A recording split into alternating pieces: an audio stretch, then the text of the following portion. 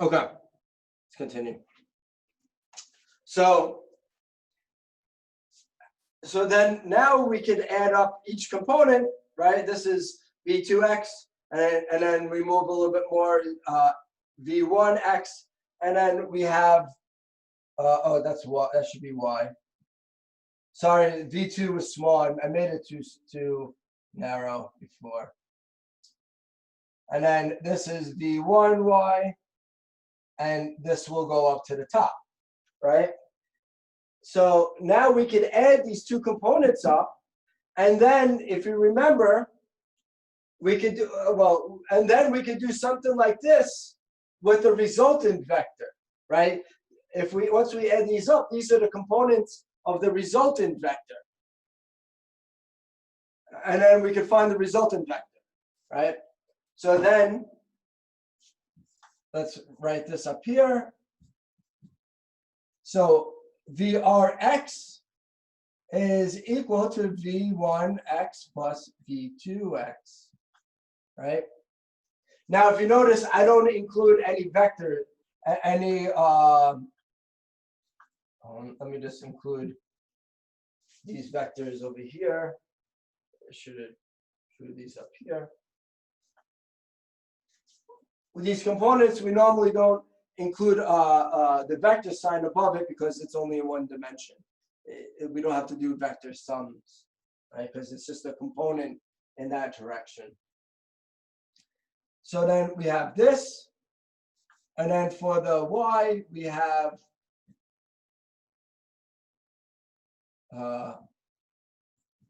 we add these two up, right? These two components up. Then we could use Pythagorean theorem and calculate the angle and the magnitude of these two vectors, right?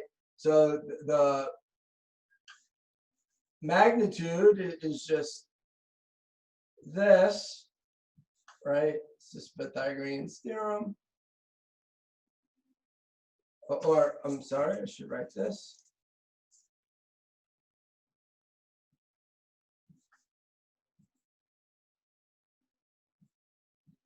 Rx, the two components, and then the angle is given by the tan theta. Professor? Yes. In the second one, for the vector, for Ry, you wrote V1y plus V2x. Oh, I'm sorry. Yes. Thank you for seeing that. Yes. So we add up the different components, and then in the end, we get these formulas, right? So the resultant is this, and then we have these formulas over here, right? So what we do is we decompose each of these vectors into its components. We add them up and reassemble them, and then we recompose it into the resultant vector. Right? So it's a two-step practice, a two-step procedure, where we decompose each one of these vectors into its components, and then we add them up and then recompose the resultant vector.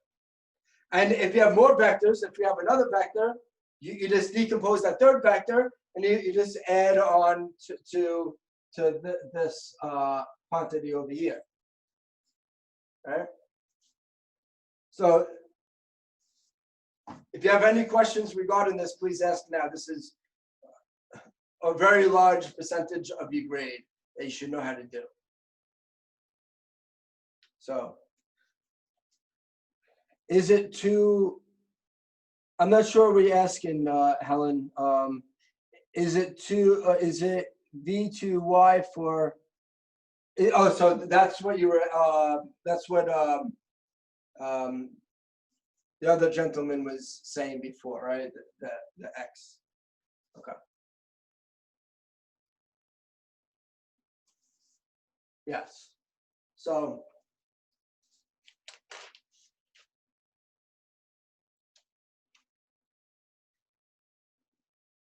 And then on page 58, they give you a little formula on how to add vectors, and you should really follow that. They describe it pretty well, and you may want to look over the book. So that was just from section 3.1 to 3.4 that we covered, and I didn't follow the book extremely close for that, so there might be more information in the book than what I said, or vice versa. Okay.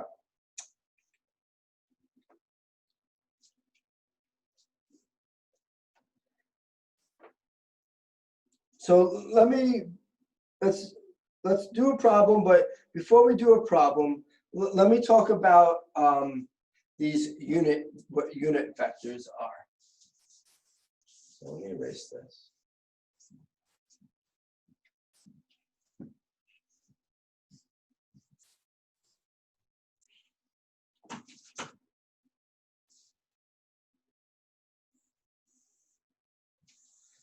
So let's say if we're working it in 3 dimensions here.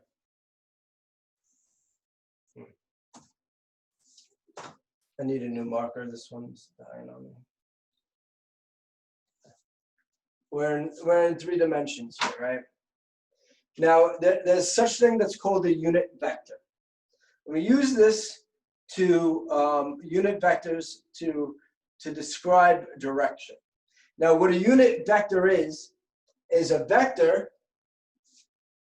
that has a length of 1. So this length is a 1. And that's why it's called a unit vector, right? We deal with units, whether it's meters, inches, or feet, right? And a 1 foot is a unit, right? And then we divide up length into that based on that unit. If you have 2 feet, 2 feet. If you want it in meters, it's about 1/3 of a meter, 2/3 of a meter, right? So, but what we say is that a vector with a magnitude of 1 is a unit vector. So what this really means is that if we multiply a number by this unit vector, we give that scalar quantity, which is just the number, a direction. And that's the whole purpose of a unit vector, is to describe direction without changing the magnitude of the quantity that you're analyzing. So, and then in 3 dimensions, we have 3 unit vectors. And these 3 unit vectors, let me pick a different color.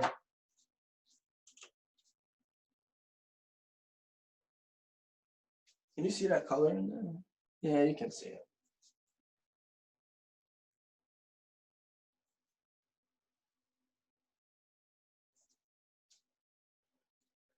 So these 3 unit vectors are what we use to actually describe the axes of our coordinate system, right?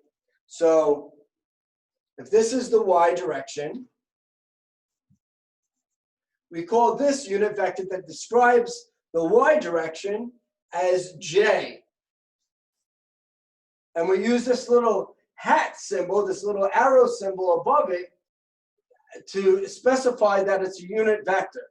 So instead of using that arrow on top of it, we use this little hat to say that it's a vector. And then in the x, we use I hat. This is, so, I'm sorry, that's z.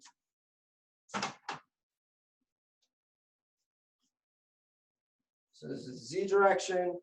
This is the x.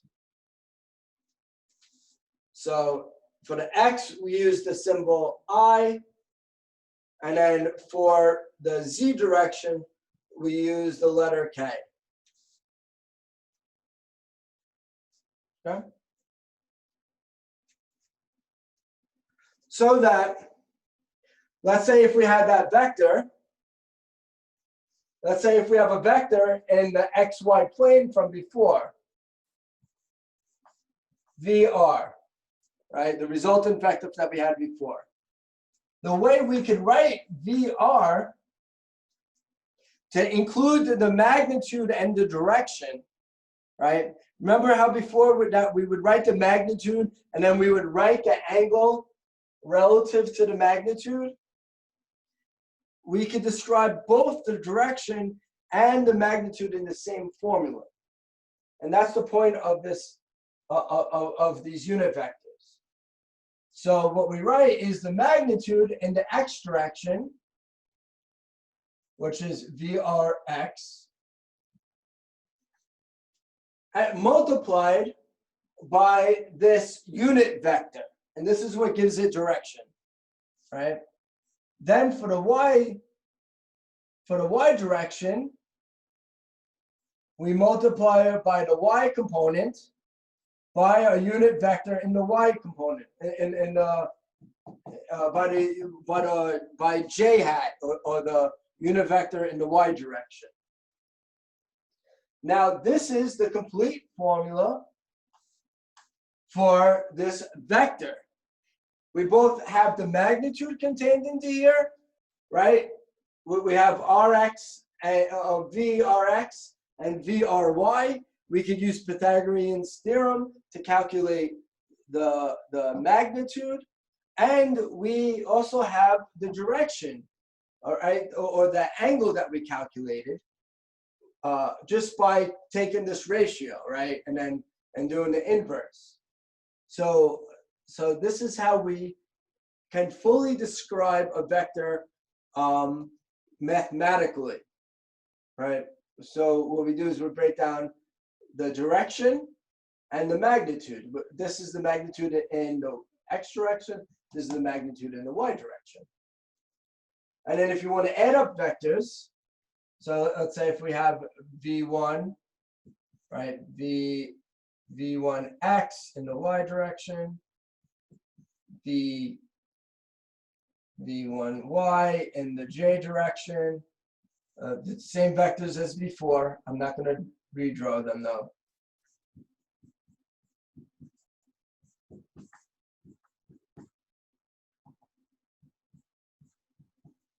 And so that now, if we add them up, for the resultant vector, let's just say we add them up. What we do is, right, we have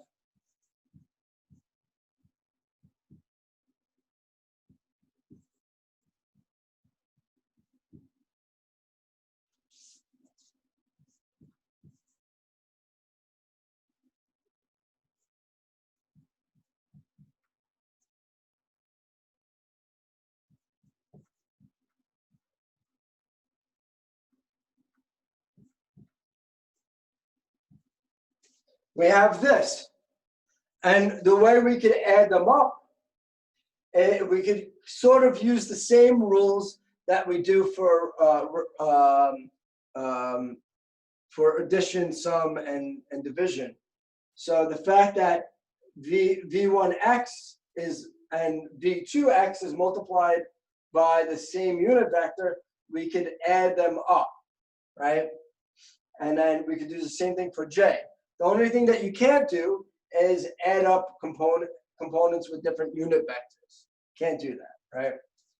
So that we end up having this situation.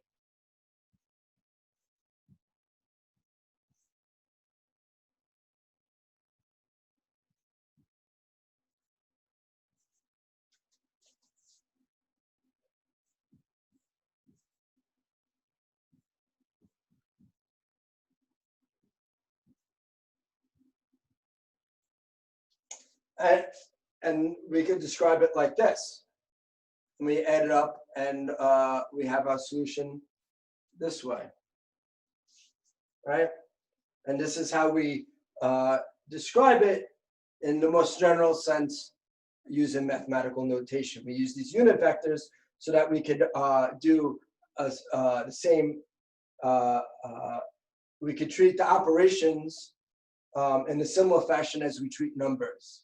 And it's just the most compact way of writing, of doing these vector sums, right? What I did over here was the same thing that we did earlier in the previous example, where I first broke down these vectors into its components, which are given right over here, and then I added up each one of these components like this, which is over here, and then we got the resultant vector. So this is how we use unit vectors to add up numbers.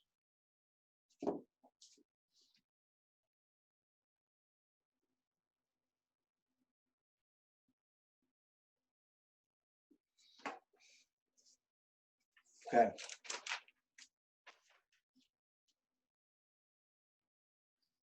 All right, let's do one problem. Let's do example 3.3, and then we'll continue. We'll finish this chapter on Thursday. Okay.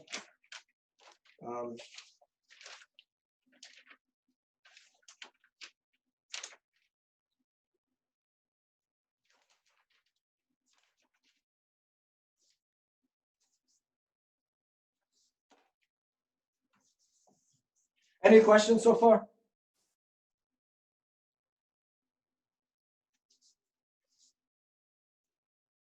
No? Okay.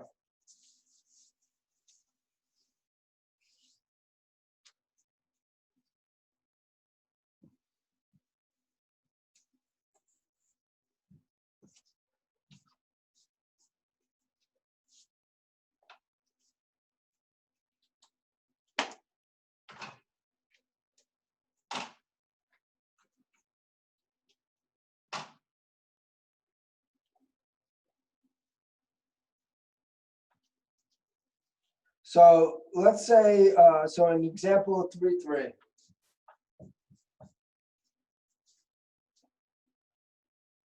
So we take an airplane trip, right? And it involves 3 different airplane rides with 2 stopovers, right? To get to your final destination.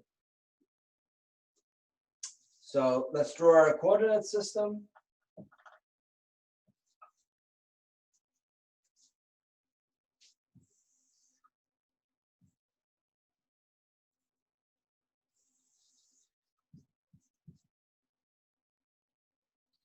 X, right?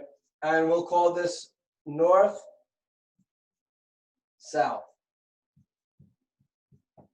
So think about what X and Y represent in this airplane trip. Y is no longer vertical. So this is just along a plane in the ground, right?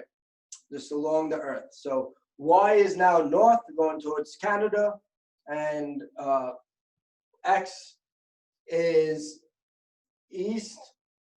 Positive X is east. That way's west. And this is just mapping out the position along the earth. It has nothing to do with how high you go anymore. Right.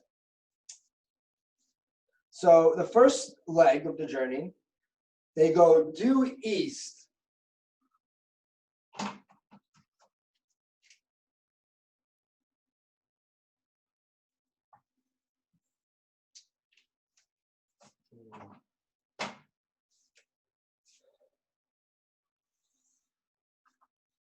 Right, and we'll call that D1.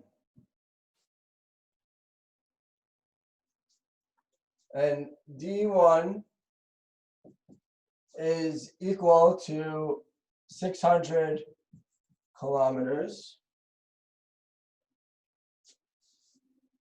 And then it's in the due east, so I'm going to put the unit vector down over here.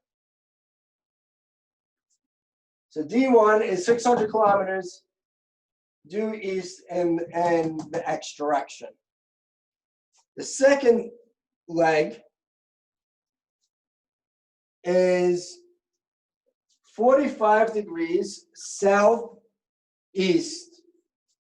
So the second leg, it looks something like this, where this is 45 degrees. Can you see that? Right? That's D2. And then the third leg is 100, or I'm sorry, not 100, 400, I'm sorry, 500 kilometers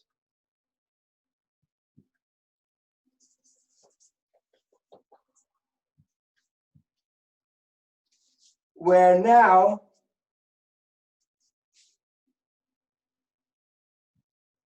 it's at a 53 degree angle.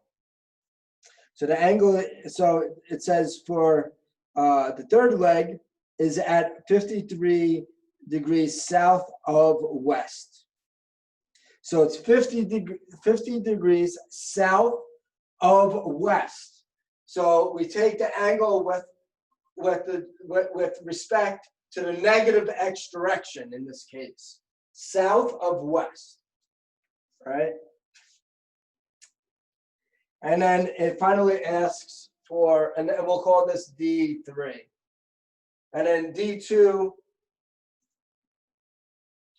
and this leg is, hold on, running out of room here.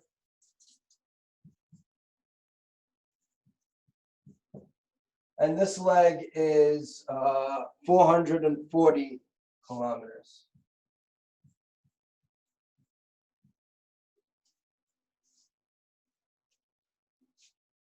And then it finally asks for,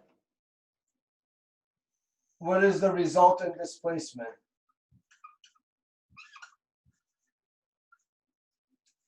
Right? So what do we do now? What's the first step to do this, to figure out this resultant vector? Anybody? You break down all the vectors into their constituent components. Exactly.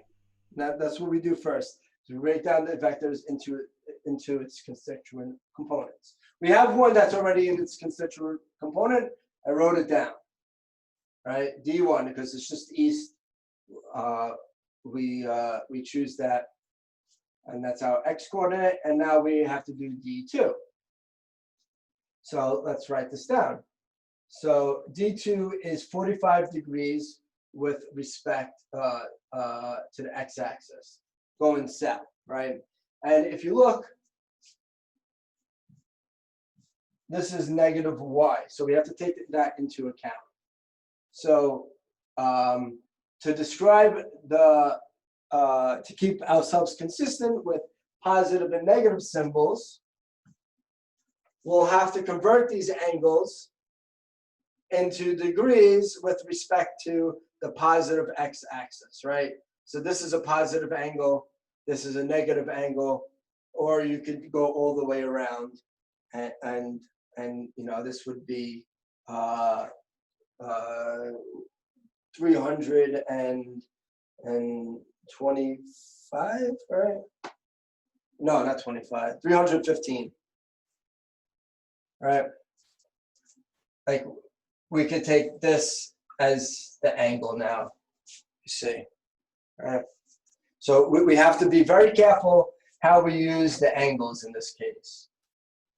We have to stay consistent. So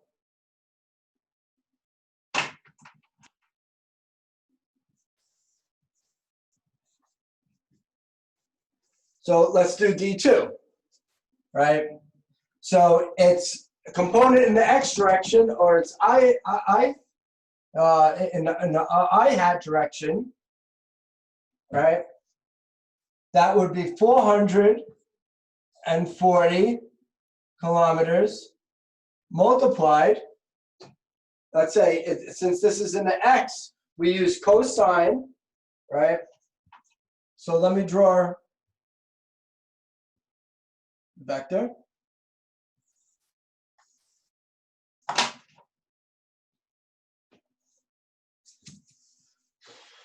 D2.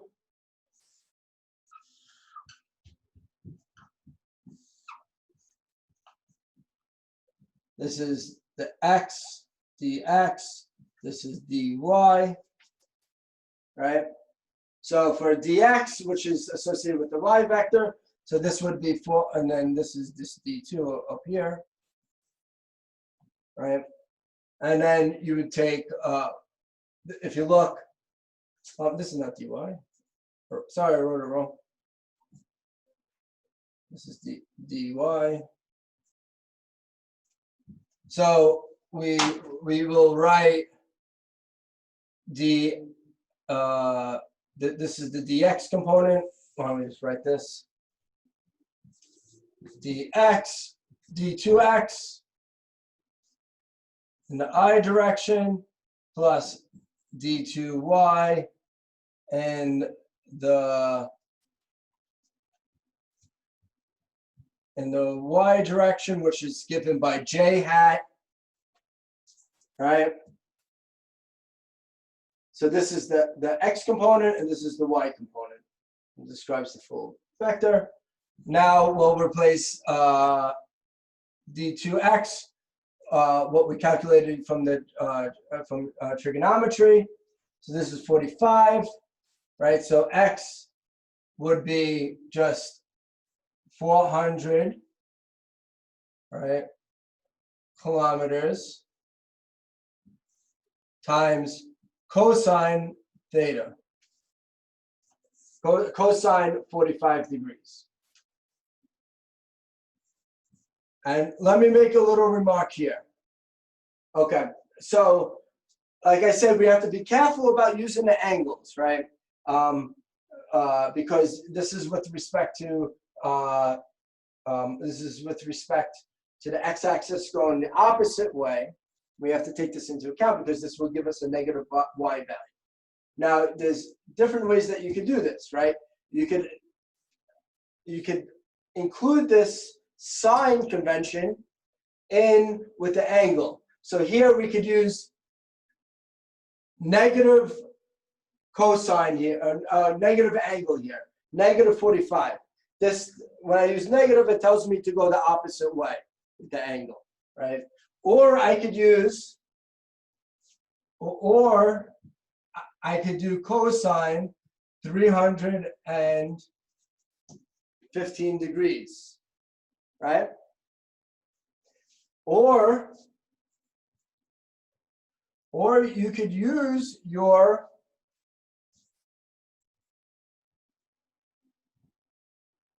knowledge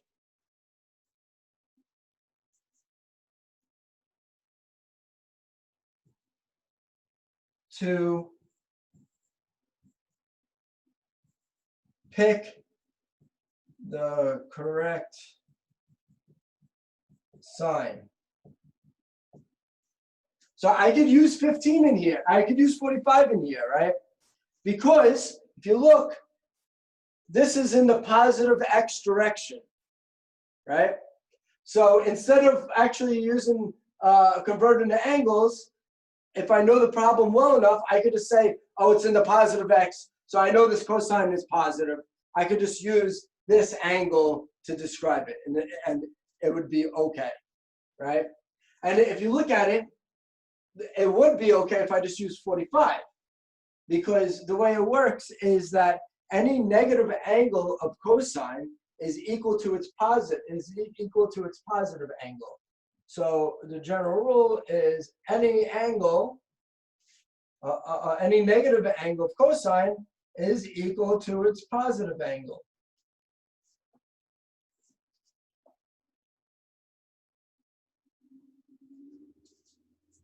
While for sine, generally, if you have a negative angle in sine, that's equal to the negative sine, right? So we could use this positive 45 over here and we'd be okay, right? So as long as you pick the correct sign, you're fine. You could use this 45 in this particular case. Every case is a little bit different. You have to see what equalities you could form and what things cancel out and for each particular problem. So now we have this plus 440 kilometers times sine of negative 45, right? And then this is in the j hat direction. And then this is negative sign, so we could say that negative, we could pull this out and just make this negative, right? And that's what the case, it's in a negative y direction. So this would become negative in this case. Or, and the same is true with 315 degrees, right? So in general, where trig function is positive, negative, you use this. So in this quadrant, everything is positive from 0 to 90. From 90 to 160, sine is positive. That means cosine is negative, right? That's in the negative x direction. And this third quadrant from 180 to 270, the tangent is the only thing that's positive, right? And then in the fourth quadrant, cosine is positive, right? And the little acronym that you use is all students take calculus, right? And that's the one that would be positive for that quadrant. And that's what you use to figure out whether it's positive or negative. And this you should have seen in calculus and in high school math, but I just want to go over it because it's so important for this. All right, so back to this. So now we have D2. We can calculate it. Let's calculate it. So D2 is equal to, let me just write it down.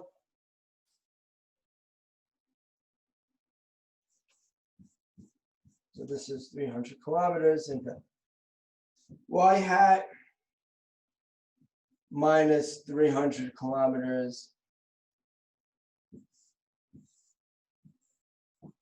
and I'm not in the y hat, in the x hat, and then 300 kilometers in the negative y hat direction. And then, okay, so that's for D2. And then for D3, we do the same thing. So we have 53 degrees over here, right?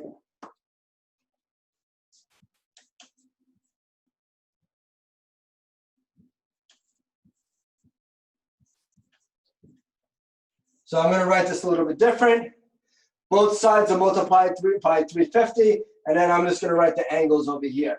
So if this is 53 degrees on that side, I would have to translate this, right? So this would equal 53 degrees over here, according to the relative to the x-axis, right? What's this angle? We'll call this phi. What's that angle? And that's just 90 plus 53. Well, I'm sorry, 90 minus 53.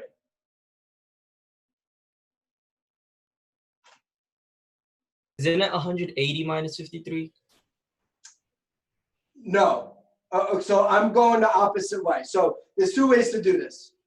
You could either use this angle, right? I'll call this phi, and this is. Oh wait, yes, 100%. Yeah, you're correct. Sorry, yeah.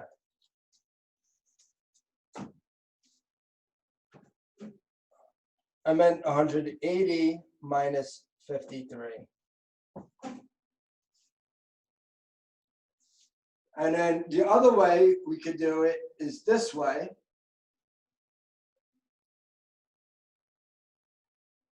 And around here. And this would be, no. what I meant to say is this is a negative angle.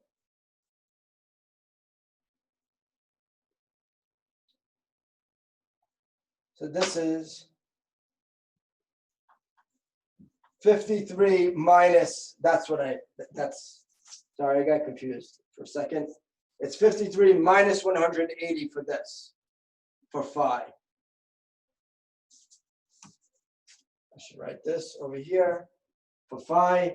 And then for, let's call this theta over here. Let me use a different color.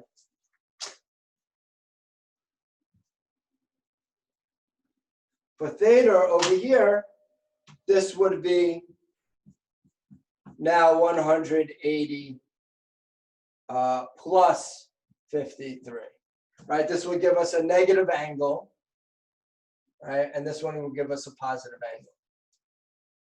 Now we could use either one of these to plug into our equation. So here, let's figure out the x component. So the x component would be cosine because it's adjacent. So this would be cosine. We'll just use this. We'll use this angle. All right, let's just use this one because it's easier to calculate in my head, which is 233, right? And this is in the y direction. And then plus, remember that this is plus sine 233 in the j direction.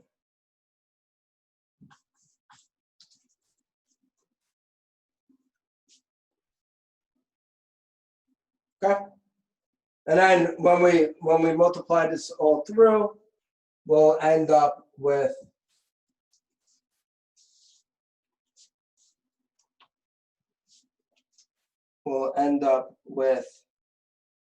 negative 330 kilometers in the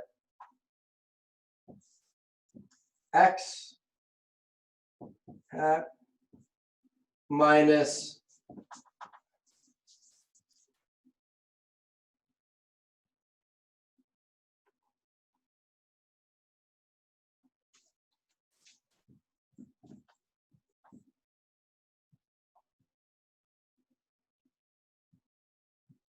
and the j hat.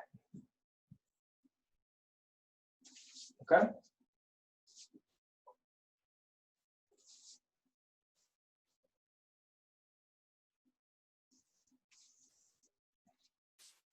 So this is in the x, and this is the component in the y. Now, please look at the book. So here, I wanted to do it with these I hats and j hats because this is what's used in mathematics all the time. But the way they do it in the book, and you probably should do for example problems, is that they break each component down